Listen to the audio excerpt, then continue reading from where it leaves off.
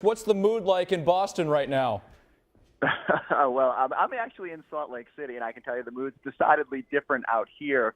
But as you can imagine, the feeling back home is just really jubilation because the Celtics have been in the mix here the past couple summers. You think back to last year, going out there and getting Al Horford, but missing out on Kevin Durant.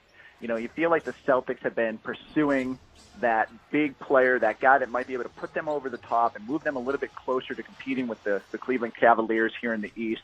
And then they certainly got that guy now here in Gordon Hayward. And plus, there's the obvious storyline with reuniting with Butler coach Brad Stevens and some unfinished business from that 2010 season.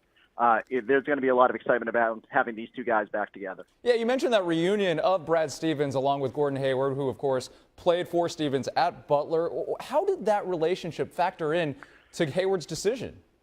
Yeah, from everything that I've read here in his Player Tribune article announcing it, it sure sounds like Brad was maybe the biggest influence. I thought it was interesting how he reflected back on his decision to leave Butler after 2 years and how he confided in Brad and, you know, really had a heart-to-heart with him about going into the NBA draft. And you got the sense that when they sat down there Sunday in Boston, they had another big conversation about, you know, what it would mean to have to leave Utah, but the possibilities in Boston.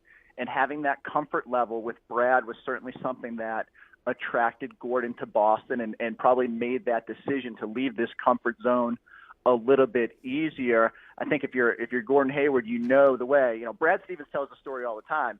Gordon Hayward was a tennis player in Indiana when he found him and kind of molded him into a very good basketball player.